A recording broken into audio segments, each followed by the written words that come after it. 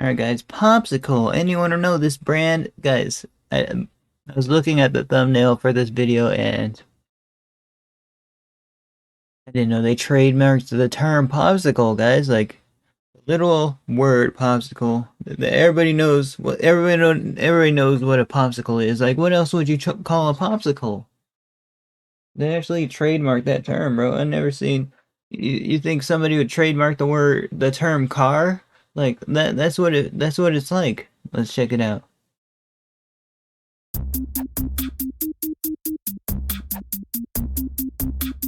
Company man, he makes documentaries on like what companies do. By the way, if anyone's wondering.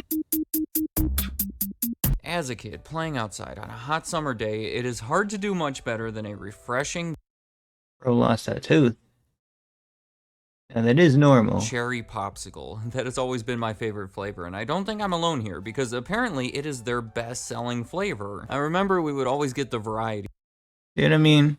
They got they trademarked the freaking name of it. box with the orange, cherry, and grape in it, and you better believe that the cherry popsicles were the first ones to go. And then they would air these high-energy commercials advertising other popsicle products like Scribblers or the Firecracker that would make me want to run out and get them.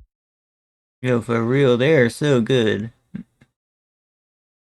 Nothing beats one of those, like, I like the firework popsicles, guys. Those commercials, by the way, this always stood out to me. They would end with eyes and a mouth popping out of the pop part of the popsicle logo. What the heck? It's like a tongue twister. But see, that's the thing. There is a Popsicle logo, meaning it is a brand name. At the top of that logo, it even calls it the original brand. I think it's pretty cool how most of us use the word popsicle to refer to any frozen treat on a stick like this, much like we might call a tissue a They're probably the number one frozen treat, guys. Imagine being number one in the world for a brand, bro. You're so rich. Kleenex or a bandage a Band-Aid. I mean, this right here is a popsicle on a popsicle stick, right? But Basically, but yeah. Literally probably hold somewhat of a monopoly, guys. Like, it'd be pretty hard to start your own popsicle business, right, guys, with these guys around. I'm not saying it's impossible, though, right, guys? Anyone can achieve the dream. legally, it is only a popsicle if it is made by this company. All the others are ice pops or fruit bars or whatever term the makers of them decide You know what I mean? to call them. Trust me when I say that. Yo, they got frozen ones? All the movie ones. I mean, I don't get this stuff anymore, because, wow. $7. Holy smokes. Bruh. That Popsicle is a fascinating brand. It has been available to the public for about 100 years now. It has roots going back even further to the invention of the product itself, yet considering many people may not even I think they should switch to plastic instead of the wood, bro. The wood is kind of gross.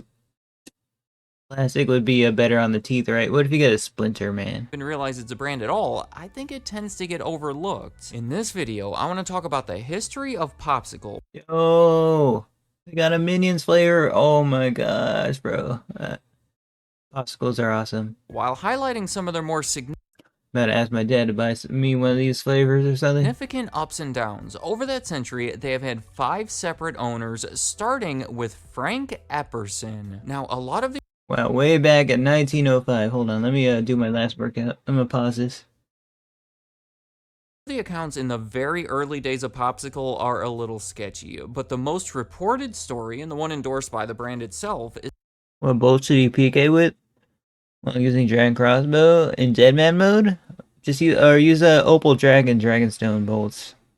They're like red bolts. Make sure you're using those. They do cost a lot, like over 3,000 each, or around at least 1,500 each.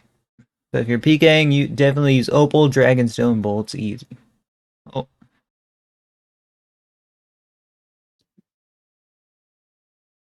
Opal. Those are best. is that the popsicle was invented in Oakland, California by Frank Epperson in 1905 when he was 11 years old. I guess he took some powdered soda, mixed it with some water, and just happened to leave it outside on his front porch overnight. When he went out the next morning, it was frozen with the stick still in it. He was able to detach it from the glass, potentially by running it under hot water, and that was it. The result was the world's first popsicle, or as he called it, an Epsicle, which was a combination of his name, Epperson, Epsicle. You know what the word ep reminds me of? The infamous guy that, did something really bad. and icicle. Now, That's the first thing that comes to mind. as someone who has researched the origin of many different companies, I'm skeptical here. The details Yeah, there's a lot of videos on many different companies.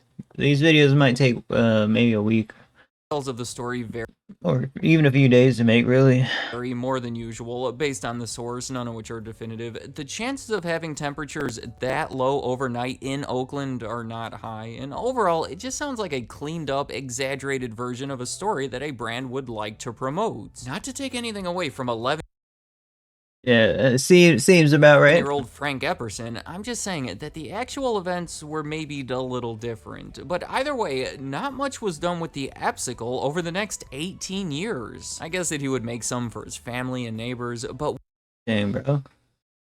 18 years, bro, so hey, success doesn't always come quickly. when he was approaching 30 Excuse years me. old, his main career was in real estate. See, by the 1920s, advancements in refrigeration and production processes led to multiple frozen treats being created. Oh, snap. You know, one of my favorite ice creams is the one with, like, the strawberry on it. It's amazing. And patented, notably the Eskimo Pie and the Good Humor Bar. Seemingly, that is what made Frank Epperson return to his childhood invention. In 1923, he teamed up with a company to help make Epsicles and start selling them at a local amusement park called Neptune Beach. Sales were slow at first, but they picked up soon after he changed the name to the iconic Popsicle. According to the company, the new name was suggested by his children because they would call it Pop. Thank goodness he changed the name, bro. Pop. Oh, I get it. Pop. Papa. Sickle, but you have to think that he also chose the name so that the customers would associate it with soda pop. The following Oh, snap. This guy's a genius. year, he filed for a patent for the popsicle that says that it can be conveniently consumed without contamination by contact with the hand and without the need for a plate, spoon, fork, or other implement, which, Man, patents can get quite technical, even though it's also quite untechnical. makes it sound pretty attractive. A few months later, This one specifically. seemingly because of complications with his real estate business, Epperson was struggling financially and regrettably sold the excuse me. brand. In his own words, I was flat and had to liquidate all my assets, and I have never been the Dang, bro, he took a business risk for sure, and business risk and a half. same since. It's kind of sad on his end. Despite inventing the popsicle and starting the iconic company behind it, Frank Epperson never really benefited much from any of it. The buyer of it was a company called Joe Low Corporation. Now, this is an East Coast company that until this point had been mostly the supplier of ingredients to the people who made baked goods and candy. You can see how this acquisition would make sense, but almost right away, they were involved in legal battles with their main competitor, Good Humor. I do not want Guys, when there's money involved, these kind of things always happen, right, guys? to go too deep into these trials. They concern the dates and the wording of the competing patents, but the Thankfully not. end result was a license that allowed Popsicle to continue making water-based frozen treats while Good Humor would make them with ice cream. A seemingly fair and logical division, but even after that agreement, there were more lawsuits where Popsicle was pushing the boundaries of the products that they were allowed to make and challenging definitions and Okay. As soon as they start making the good flavors, they start making bank, you know what I mean? And get that cool brand logo with the red and blue, raspberry and cherry or something. Right. I just want to see the cool popsicle flavors.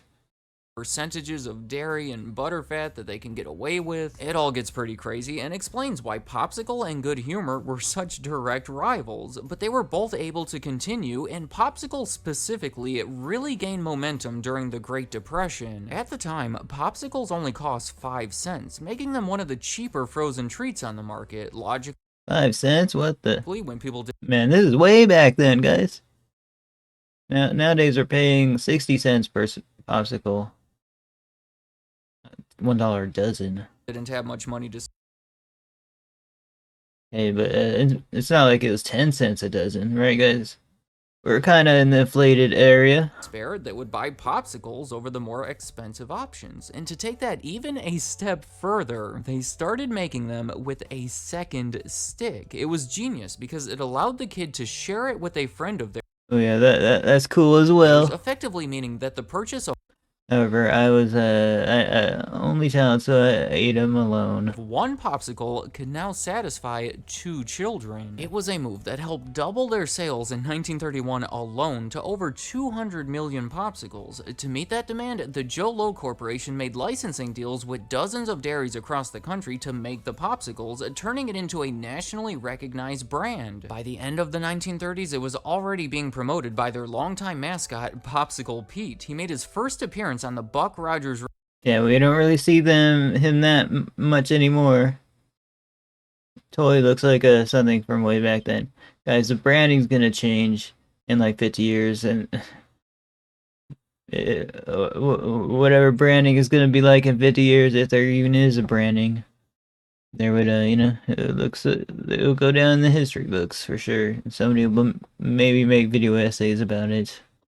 Radio show where he encouraged listeners to mail in popsicle wrappers to win cool prizes, but he was also used in commercials as late as the 1990s. It was also under their ownership when they introduced what would become some of their best-selling products, like the Fudgesicle in the 1940s, which at this point I think has become one of my personal favorites. I'm good on those. I just like the popsicles. In the 1960s, everything was shaken up. Their main rival, Good Humor, was sold to Unilever. It is a large consumer goods company that owns many of the products that you would recognize. I made a video about them in the Looks like a huge giant conglomerate. Lipton, Axe, Ben & Jerry's, all household things. past, and Popsicle was sold to Consolidated Foods. They are another large food-related company that later changed their name to Sara Lee. It was the most popular brand, and yet another Oh yeah, the bread company. previous video of mine that I recommend if you They don't really do sweets, but they do bread for sure. want to hear more about them. In the 1980s, the market for frozen treats became ridiculously competitive, more than doubling in size within 4 years. Seriously, all of these new products were gaining popularity to a point where most of the stuff being sold in that section of the supermarket did not even exist at the start of the decade. Jell-O brand pudding pops and then gelatin pops were practically a sensation in the 1980s. Then Dole came out with a popular line of frozen fruit bars. The Dove bar was gaining traction, and Popsicle was sitting there in trouble. They were clinging on to a 17% share of the market and honestly struggling to maintain that freezer space. In short, the bar was raised, and Popsicle was becoming an outdated brand that needed to up their game to stay relevant. To do that, Sara Lee attempted a total transformation of the brand, complete with new packaging, a new commercial campaign. They even got rid of that second popsicle stick because it really didn't make much sense anymore. Has anyone tried the popsicle stick with 2 popsicles on there? Let me know in the comments below. Original purpose was no longer relevant, and it just made the popsicles messier and harder to eat. Yeah, double sticks? They're sneaking in a double serving. Though I should mention that the double stick did make a comeback in 2019, at least for a little bit, after Justin Bieber tweeted that we need those back, and then Popsicle responded saying they'll see The power of being a celebrity.